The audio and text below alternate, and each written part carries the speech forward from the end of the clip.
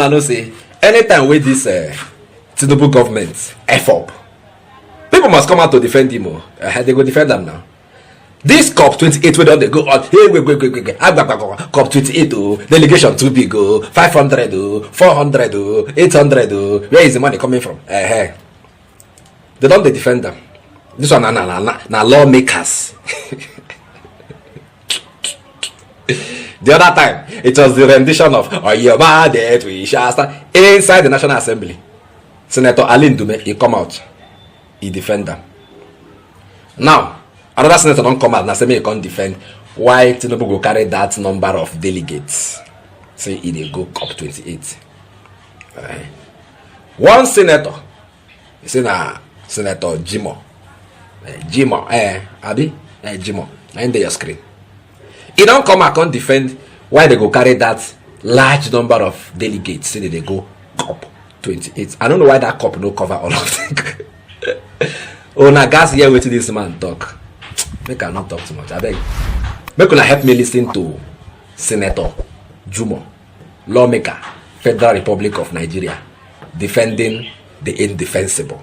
Watch. 400 people to a conference like this is too small. You want to hold the conference sometimes in future. Because if you talk about climate change, we had the Kyoto Convention in 1976, you remember? We have it in Nairobi. We have it in Kenya. Now we have it in Dubai. Is Nigeria aiming at hosting this conference one day? Because your data, your historical data about participation will be very important. How many delegates have you been able to put? And how many times have you been able to participate? How many people from your country are able to deliver papers? So talking about 400 something is nothing.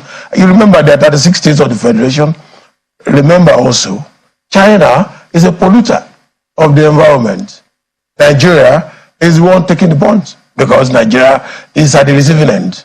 We are suffering from the impacts of environmental deregulation. So therefore, you will understand that China will bring in more people who are the polluters who are supposed to pay us, whereas we people who are the ones suffering the consequences of environmental degradation, we are fostering less people. I was one of the rooms when President Tinubu delivered a fantastic paper, in fact, extempore of it. And all the presidents were there, Kerry and all, many of them. So the number of Nigerians in that hall are less than 20. You mean the president will give a speech and 20 people will be there to share him up? Whereas it's in one of the country president was coming in, he came with about 60, 70 boys, and they just broke the security system. They don't even go through the checks, and they just invaded the place and went with their president in. So we should understand, it's not about people saying 420, 520. We are talking about climate change, the impact in the world economy. You understand very well that disaster doesn't require visa to travel across border. When COVID-19, left China and come to Nigeria, did you collect a visa from you? Did you get any visa? Now, what damages has it done? We're talking about the tragedy of the common in international relations, where the impact of everybody's effort is leading to disappearance of the environment.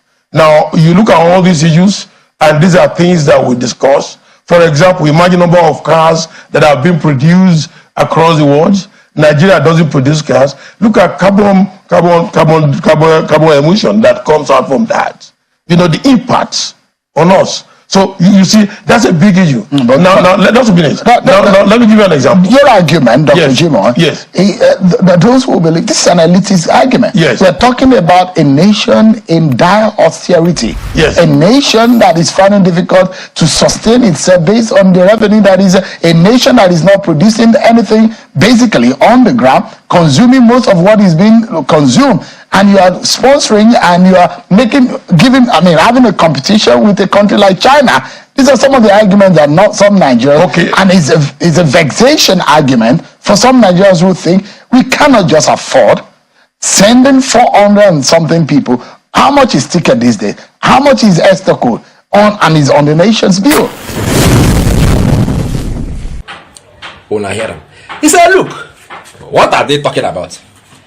Say I be on another one, make Nigeria host the next COP.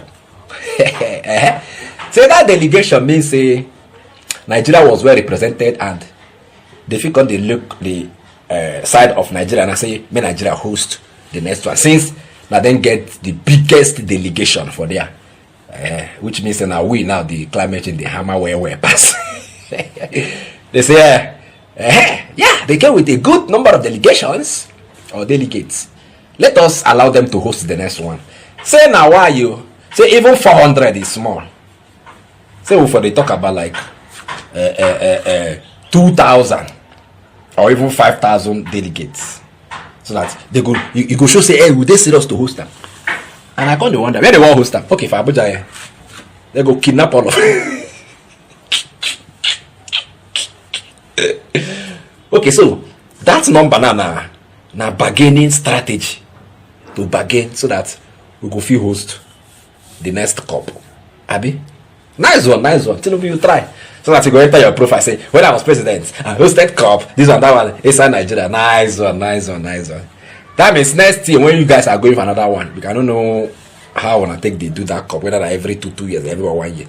The next one, and I may say this 1,411. When I got stopper because we don't understand your reason now. Multiply them by 5 so that we go fit. You understand? Have that. Make our bargain, make it strong. Una they hear me? If countries like China can come with 800, who are we not to come with 1 million delegates? After all, we they collect money from them and we they pay them. We know they pay them. How can you defend the indefensible without sounding stupid? Senator Juma, this is the way you talk now. It makes sense to you. You will talk, it makes sense to you. People they die, hunger day. You say even the 400 one I don't reduce them to say it's small. It's supposed to be big so that you have bargaining rights. You see that COP? All of them where they support that COP and that delegation, where they go waste money like that. That COP go cover all of them. Now me talking. I go see you later.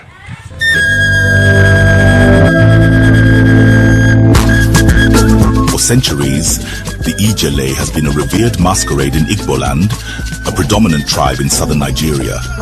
The Ijele is a grand spectacle that commands respect, awe, and celebration. Today, Innocent Vehicles brings you the Ijele in a new form. A majestic, robust, and monolithic pickup truck designed to leave an indelible mark in the annals of automotive history.